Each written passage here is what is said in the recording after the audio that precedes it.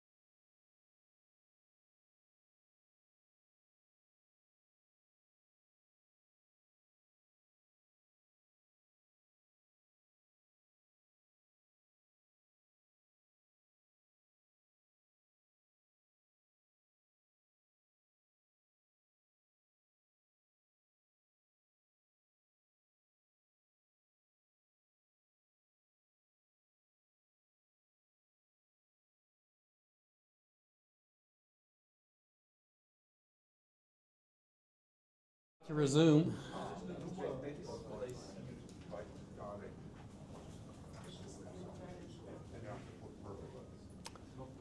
Okay, so we're ready for our next presentation. Our presenter is Didier Verna. He's speaking on quantum boundaries for last line adjustments. Thank you very much.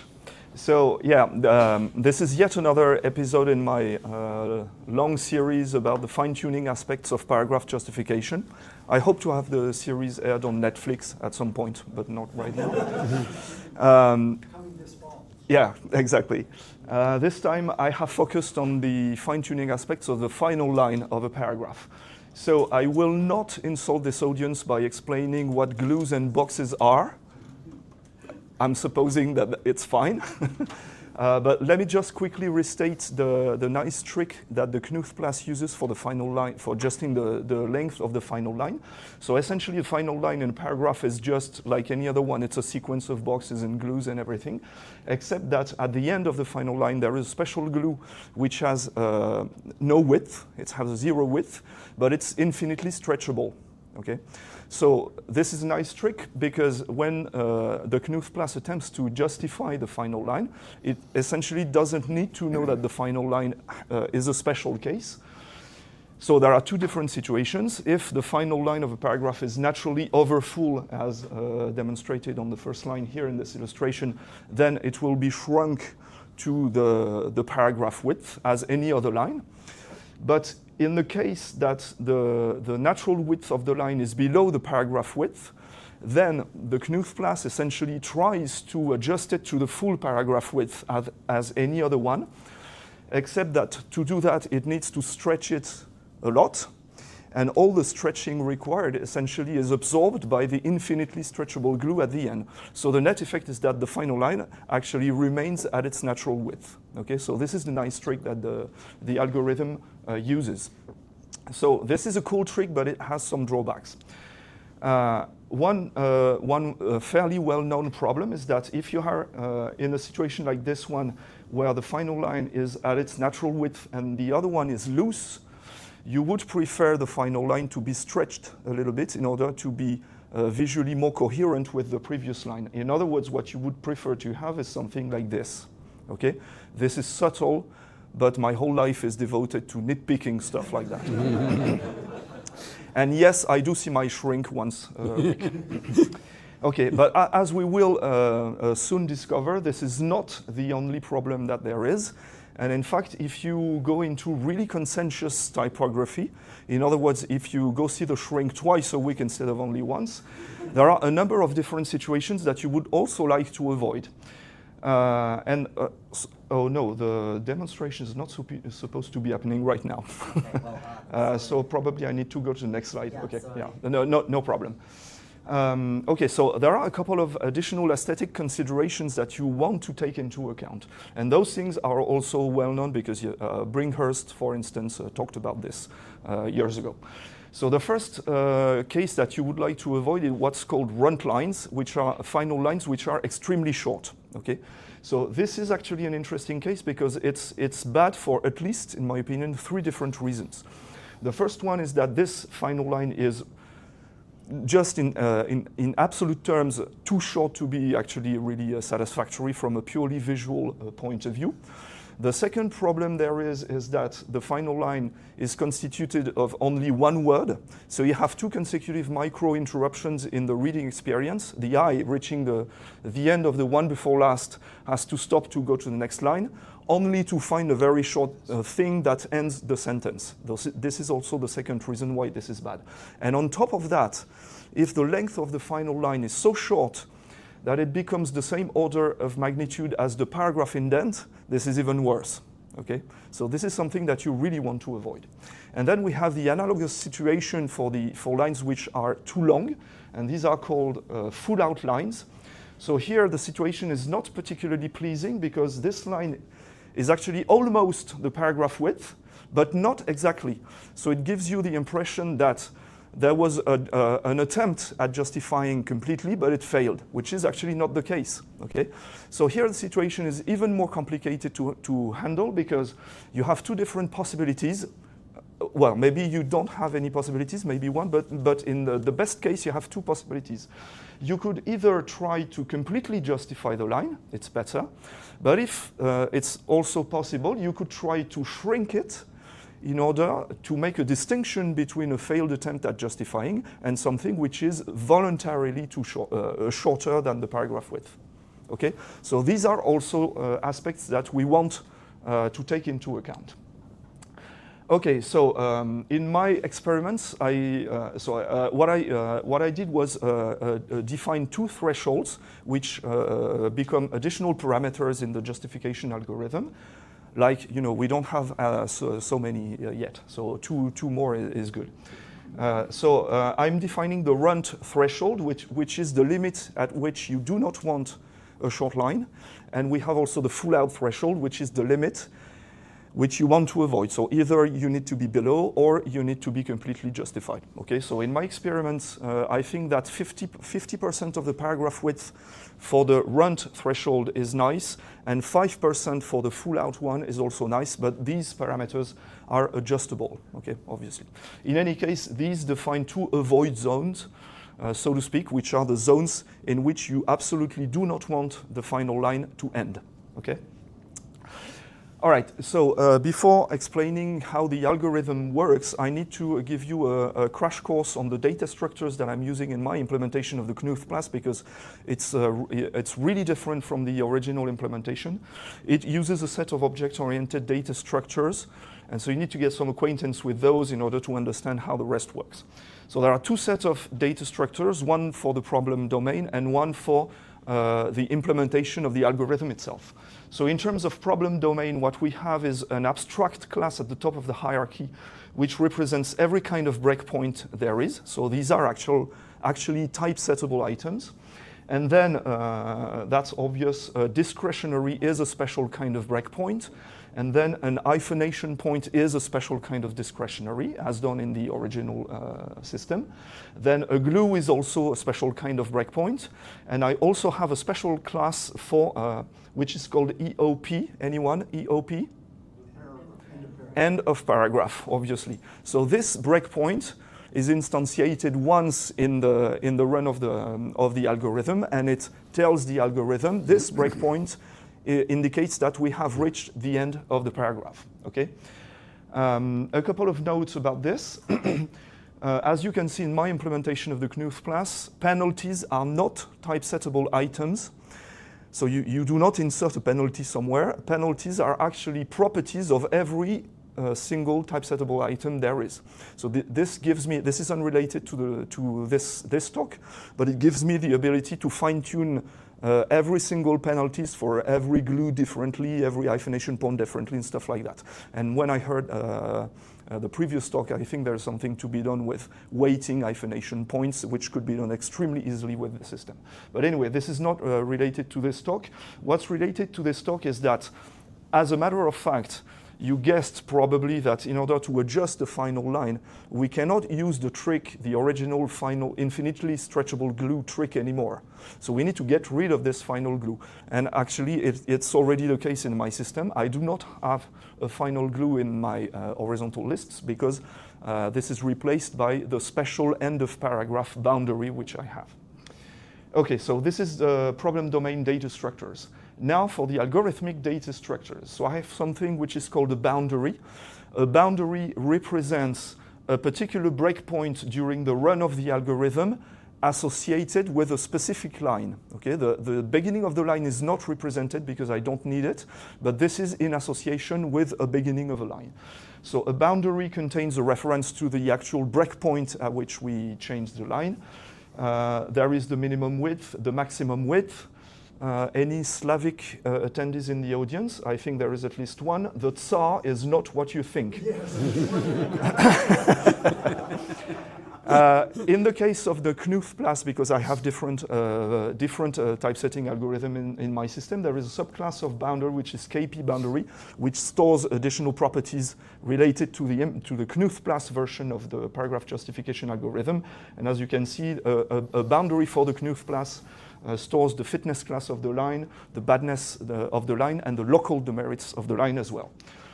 Again, a couple of notes. The maximum and minimum width of the line represented here obviously are not the natural ones, but they take into account the current tolerance that is set by the algorithm. Okay, so it can vary depending on your setting of the current tolerance. And so what I call the TSAR in this system is actually the acronym for Theoretical Spacing Adjustment Ratio. This is the amount of elasticity that you need to use in order to stretch or to shrink the line to the target justification width that you want to use. Okay? So far, so good? All right. So now it's time to, oh yeah, sorry, no, it's not yet time to see how it works. I have to also recall something very important, a theoretical point about the way the Knuth+ works. Remember that the paragraph justification problem is essentially a single pair shortest path question in a graph of possibilities. But I insist on this is extremely important. We use a graph to represent the possible breakpoints and the paths from the beginning to the end of paragraph, and not a tree, because if you were to use a tree, you would completely blow the memory of your system, okay, pretty quickly, because the theoretical complexity of this is exponential. So this has an extremely important consequence. If you're using a graph as opposed to a tree, it means that the nodes or the boundaries in the representation are shared by all possible solutions. In other words, what this means is that the way you will continue going down the graph cannot depend on how you reached a point in the current path that you're pursuing. Okay, if you've reached a certain position in the paragraph, the way you reached it cannot have an influence on the remaining of the solution. Otherwise, you cannot share nodes. You need to duplicate the nodes, and this actually is something which already happens for two different reasons in the original Knuth+. The first one is in the case of non-rectangular paragraphs, because if you end up on line 7 with different breakpoints, or on line 8, for instance, the lines below are not necessarily going to be of the same width, and then the solutions are going to be different. Okay? And the second reason for not sharing nodes in the graph is the fitness classes. If you have a single breakpoint with two different lines reaching it of two different fitness classes, then you cannot predict what's going to happen next, because you could be inflicted a fitness penalty, a fitness demerit, or not. So you need to remember both solutions, and so you need to duplicate nodes instead of sharing those nodes. Okay? And so as we will discover pretty quickly now, when it comes to adjusting the length of the final line in a paragraph, we need to also duplicate in some situations, but fortunately for us, not in every case. All right, so this is what I did at some point. I tried to enumerate all the possible situations you get when you want to adjust the final line of a paragraph. And if you can imagine, there is no less than 32 individual possible situations. Okay? They're all represented on this figure. What you have here, if you take this one, for instance, this represents one possible line with its minimum width given the current tolerance, its maximum width given the current tolerance, and then the natural width of the line is somewhere in the middle. Okay? So if you want to enumerate every possible case, these are all the cases in question. There are 32 of them. Fortunately for us, the treatment is not necessarily different in every situation, and sometimes you can even treat different cases the same way with a different outcome, but the algorithm will remain the same. So now we're going to see what we need to do on these specific cases. So first, there is first a whole set of cases for which you do not need any new kind of data structure to represent the line breaks. You can just reuse the original ones. So these are what I call the deterministic cases. So for instance, in those situations, as you can see, every line in those cases is too short or just the required amount to be justified to at least the runt threshold. Okay?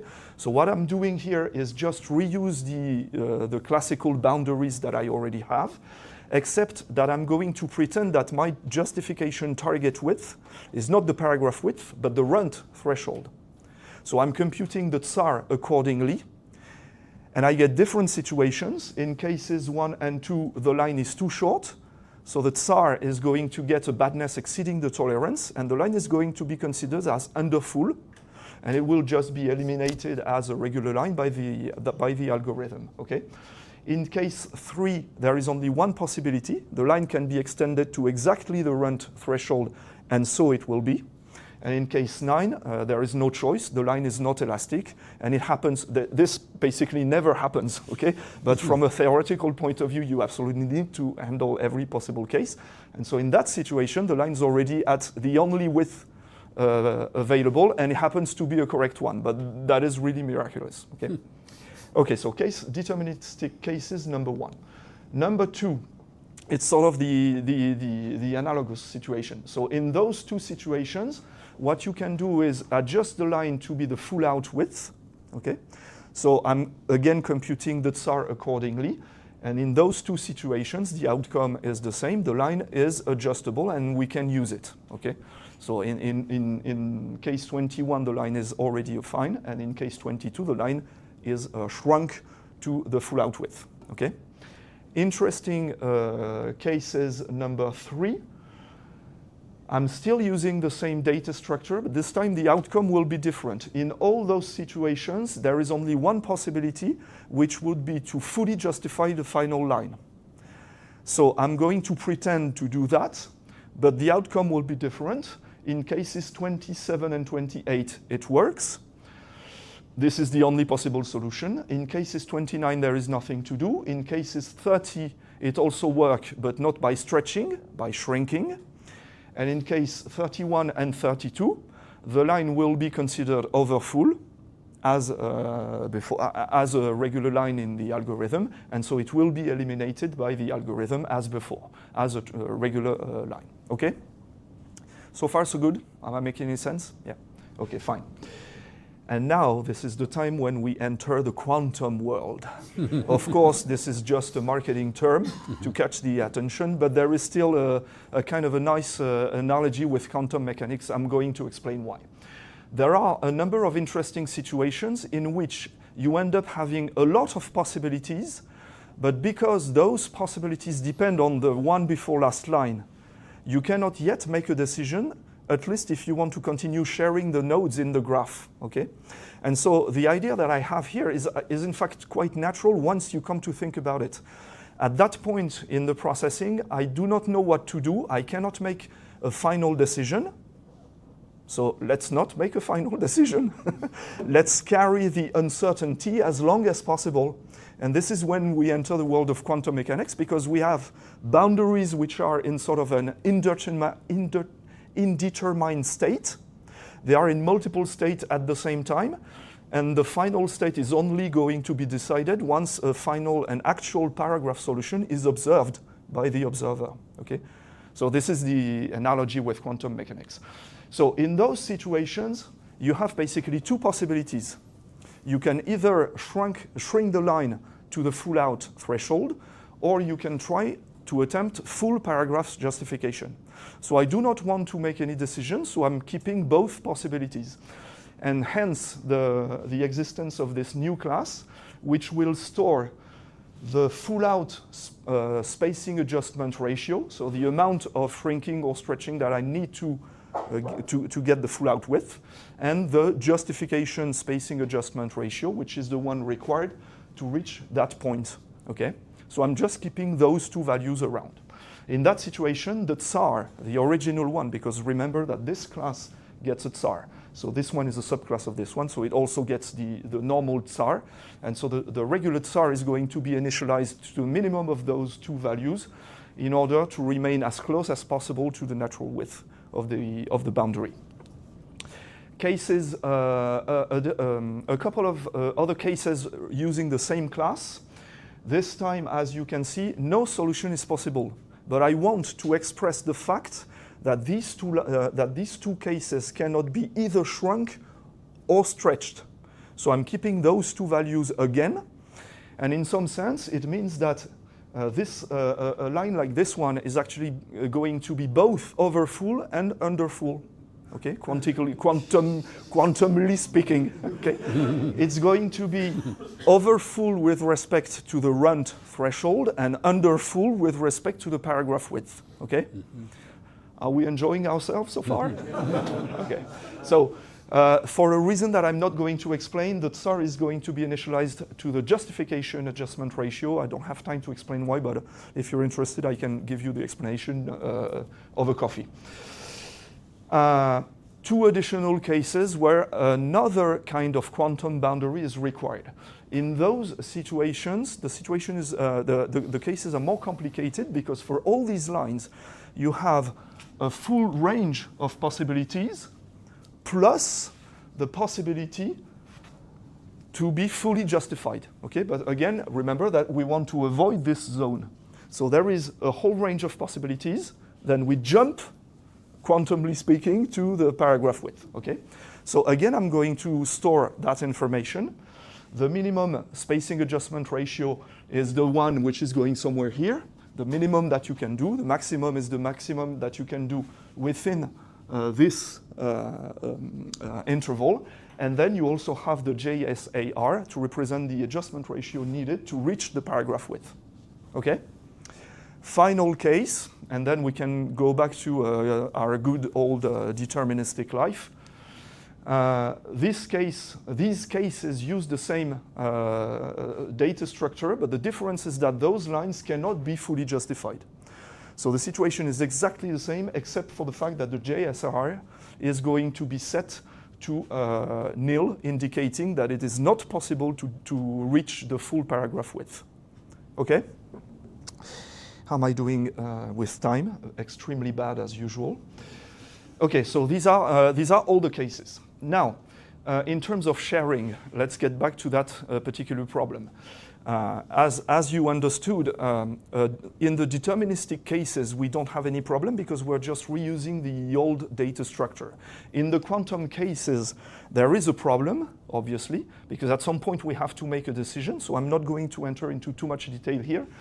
But let me just mention that at some point we need to duplicate the nodes, and so we need to get rid of sharing, okay? But this is going to be done at the final stage, as late as possible in the process, okay? So when we're considering an actual path, we need to fixate the state of the quantum boundaries, and in order to not disrupt the sharing of the nodes, the quantum boundaries are going to be duplicated, and the actual tsar is going to be fixated once and for all, depending on the appearance of the previous line. And that's about it, okay? And obviously, the adjustment consists in getting as close as possible to the tsar of the one before last line, given what's permitted by the quantum boundary restrictions. Is that clear? more or less? Okay. Yes, one thing extremely important, that question could be debated, again, over coffee, not right now, but there is also an implication with this algorithm, which is that when you stretch the final line, the question is whether to take into account the badness of the final line.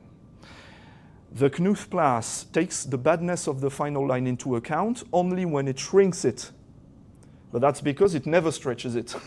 Okay? So in some sense, the question could be debated because stretching the final line, you want to do that in order to get something more beautiful, more coherent with the previous line.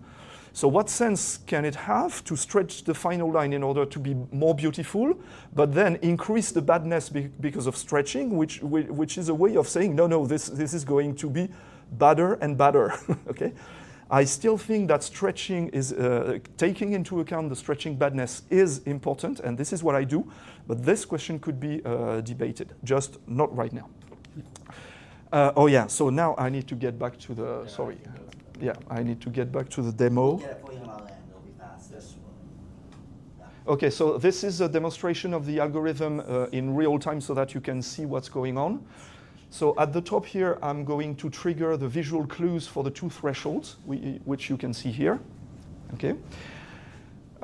So these are the runt and the full art thresholds. Here, these are the sliders which allow you to adjust in real time the values for these two thresholds, and we're going to look at different situations.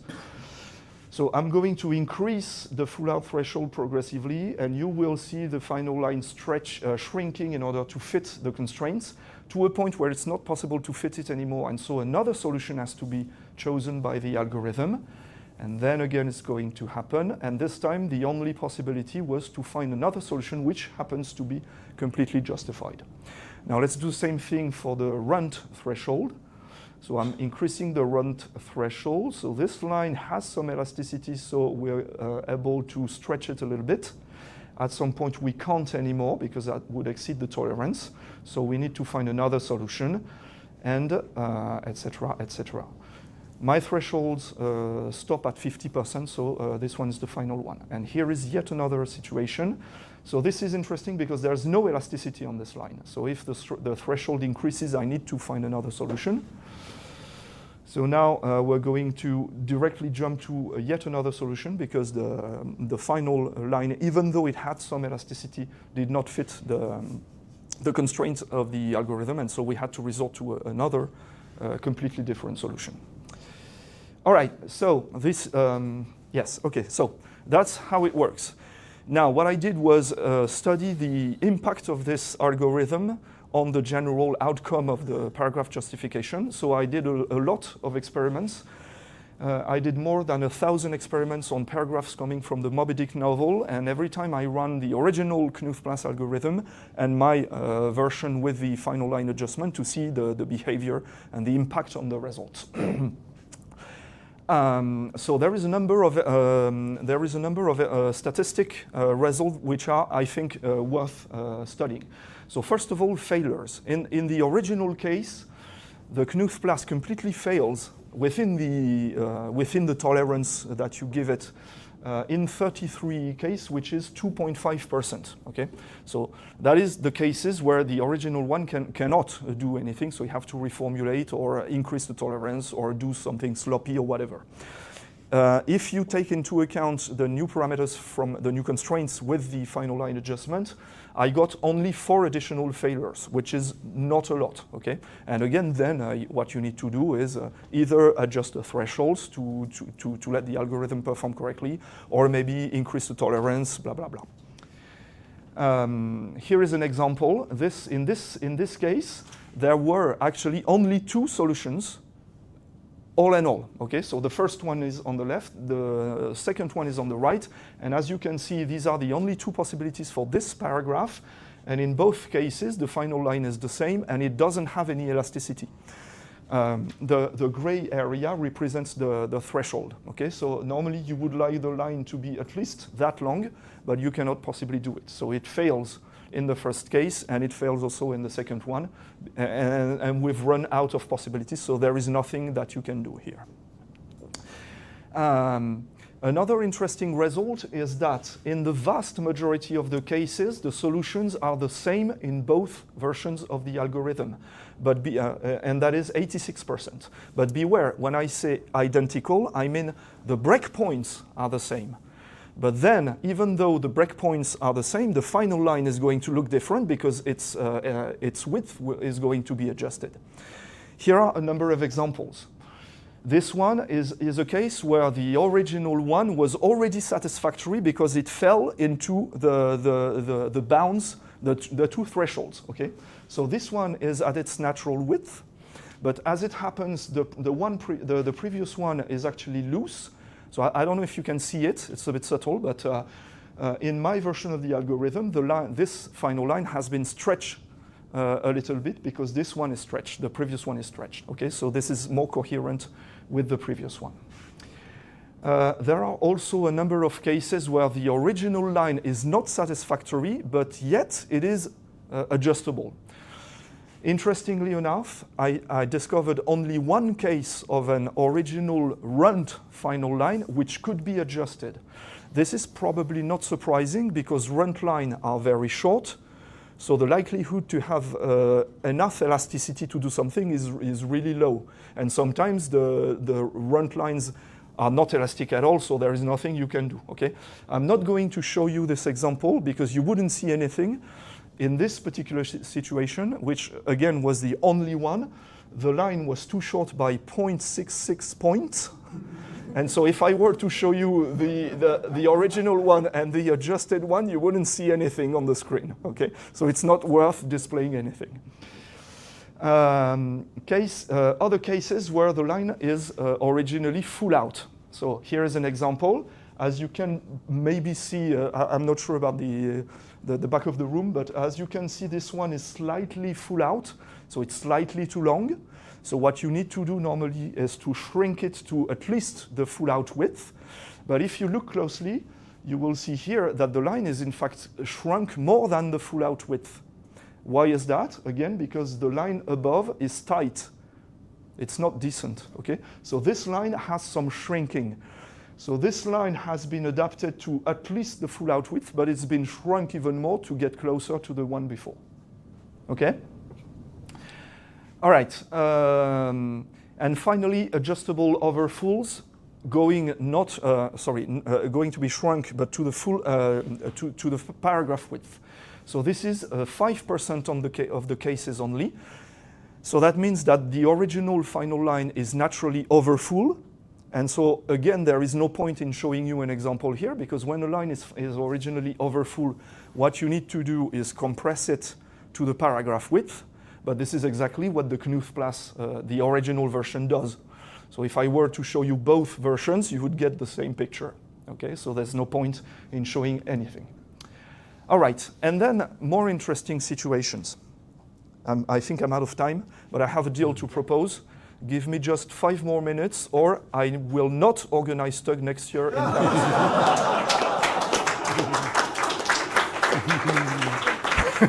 Does that sound fair? Yeah, you're okay? By the way, I took the precaution of asking the audience and not the session chair. Well, okay. Interesting situations where the new algorithm has to come up with a different solution than the original Knuth Plus. And again, there are also different sub-cases within those cases.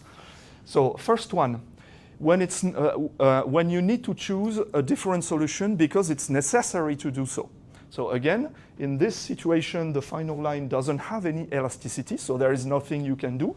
You absolutely need to find another possibility. And so the possibility that the algorithm has come up with is to stick 2 more words on the final line so that it is sufficiently wide. Okay? So these amount to 75% of the cases where the situation is different. Okay?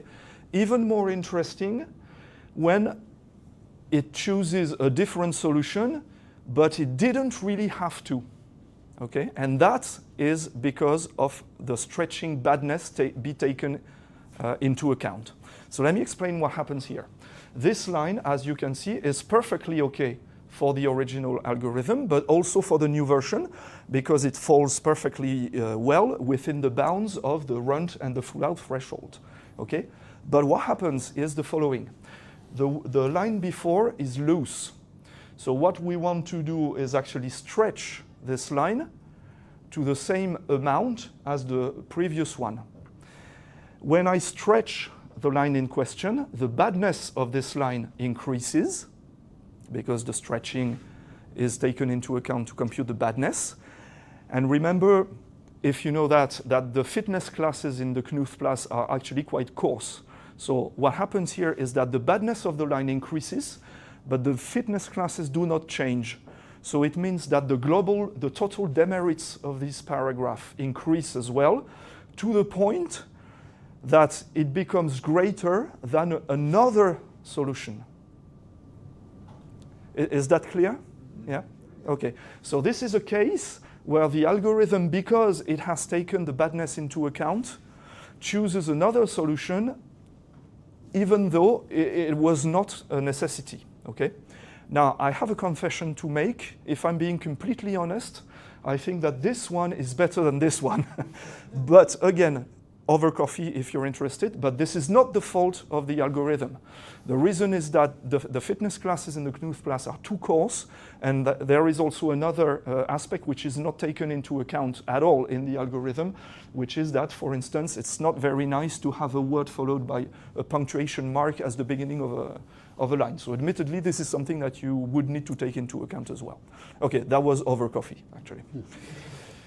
Fine. To conclude this, a couple of additional figures very quickly. I've computed the pruning ratio of this whole thing, which means that given the additional constraints of my algorithm, there are a number of solutions which were possible before, which become completely impossible now.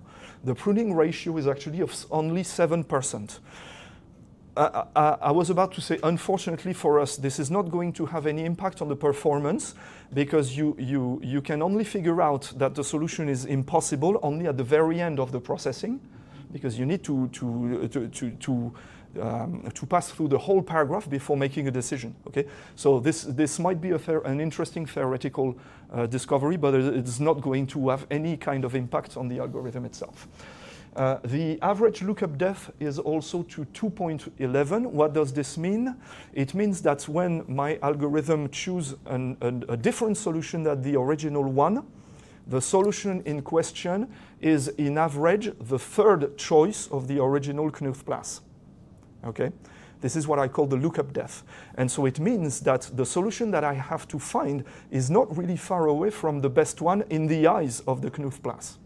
So, I mean, congrats, Don. You know, it means that it already does a pretty decent job at doing all that stuff without without entering the quantum world, right? Okay. And finally, this may be of more interest to professional publishers. I also measured the average length of the paragraphs in both cases, and I found that in 20 to 30% of the cases, when again the solutions are different, the new solution that is selected by my new version of the algorithm is shorter by one line, never more than one line, but one line shorter, okay? So this is probably something which is, well, it's not surprising because, again, long lines can be adjusted, and most of the time, line too short has to be, for instance, the final word has to be stuck above, something like that. So this is probably not very surprising, but it's also an incentive that you can both be better in terms of conscientious typesetting and also maybe, hopefully, save some paper. Okay. That's it. So to conclude, I guess I'm going to organize TUG in Paris after all. Mm-hmm. So as we saw, fine-tuning the final line of a paragraph is maybe not as trivial as it may seem at a first glance. Essentially because you need to get rid you need to depart to some extent from the original algorithm, and you need to get rid of the trick, the final special glue trick. We've seen that it's not only a matter of adjusting the spacing of the line, but sometimes out of necessity or by choice, you need to come up with a completely different paragraph breaking solution. The algorithm that I have proposed is able to do both. It's able to compute new solutions and at the same time adjust the width of the final line to be closer within the authorized range to the final line. And at the same time, it's able to avoid the runt threshold and the full-out threshold. The core idea, which again is not so complicated, is to carry the uncertainty until the very last minute. And that's the way you can get around the problem. And finally, experimentation has shown that in 86% of the cases, the solution, the breaking solution is actually the same, which is actually quite comforting. Runt lines, as we've seen, are also, but this is not a surprise, rarely adjustable. And also, interestingly enough, in 25% of the cases, alternative solutions chosen by the new algorithms are due to the fact that the stretching badness is taken into account. Okay? And that's all I have. Thank you.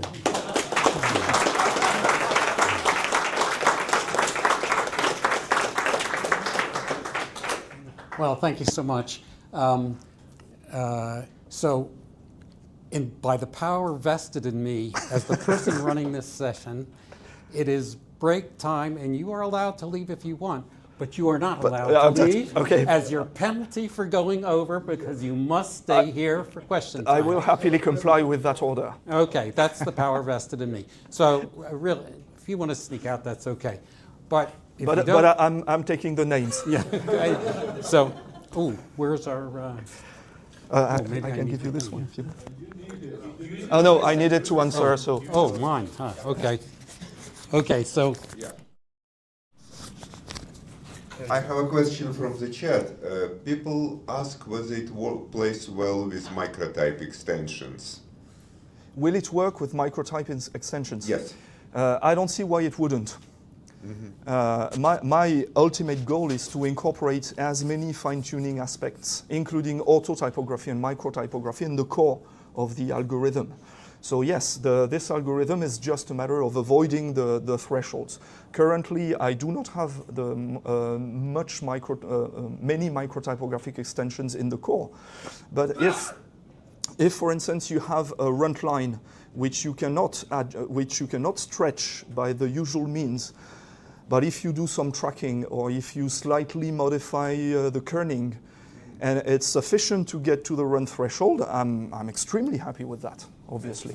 Thank you. Eric? So, or expansion. So which, how did you override the original model? Like. I've re-implemented everything. So I have a complete, new implementation of the original algorithm and lots of different algorithms and lots of variations which I can activate or deactivate in my platform. But this is not done in a production engine. This is done in my experimentation platform, which is a complete rewrite of everything. And will you also be sharing that? It's already on GitHub, so you can download it. It's one drawback for most people is that it's written in Lisp, so you have to get some. You see, Pavnit, I managed to stuck Lisp in the talk after all. But it's essentially you can use it from the Lisp REPL, but it's also a GUI. So even if you do not know anything about the underlying programming language, you can play with the sliders and everything. Okay, thank you. Eric and everybody, Didier has written several papers about his platform Yeah. and previous experiments, and they're all in tugboat. Sorry, people online lose. You could just say that again, Didier. Yeah, I have several papers about the platform itself at the TUG conference, also at the European Lisp Symposium conference, and everything is accessible online. So if you go to GitHub, you will find the platform, and you will find probably links to the papers that I've written about the platform itself as well. Accessible paper? No, sorry, I meant clickable papers. Quick question. Yeah. What about a what you call a full outline? Full outline. Yeah. That would be justified and happen to be the last line of the page. as the reader, I would expect that the paragraph would continue on the following page. But then it would be over. Okay, I see what you mean. I'm not sure I can get an example here. Because being non-justified is a sign that the paragraph. Yeah, so, okay, the question you're asking, I have a extremely convenient answer for me, I mean. The question you're asking is beyond the scope of this work. The reason is that what you are talking about is two paragraphs interacting with each other. Okay, and the original algorithm does not really do that. You could probably do something related by introducing a new kind of interparagraph penalty or something. But this is still, even though it's out of the scope of my work, this is still a very interesting question, and there are a lot of different aspects that you would like to take into account. For instance, if two paragraphs without any skip in the vertical skip in the middle are so next to each other, and the final line of the previous one is tight, but the beginning of the next one is very loose. This is not really visually pleasing either, and that is the kind of stuff that you would like to be able to adjust as well. But that is not done right now. Goes to pagination being taken into account. Yes. If you break a page, then the first part of the paragraph is completely irrelevant to the second part of the paragraph on the next page. Yeah. So, for example, the tightness of the last line and the first line shouldn't be part of the solution. But it is, of course, because you first do the paragraph and then you do the break. And do the other one. It's the same here. Yeah. You first do Yeah. the paragraph and then you have a page break. Surprise. I would, along with these lines, I would also mention that there is, at least in France, I don't know in other countries, but at least in France, there is a debate among professional compositors. Some have a tendency to think that the final line of a paragraph should never be completely justified. And some others, I tend to agree with the other camp, which says that it's actually not true anymore, because full justification was a problem, or is a problem, if you have a par indent of 0. But since a paragraph indentation of non-zero gives you the clue that a new paragraph is beginning, having the last one ending with a blank is redundant. Okay, maybe I'll use the power vested in me. Can I go get some coffee now? Not till everyone else leaves. Okay. deserve it. Okay, fine. I'm Right, the last okay. one on the ship. Yeah, No right. problem. You're the captain. Get on the ship. Okay.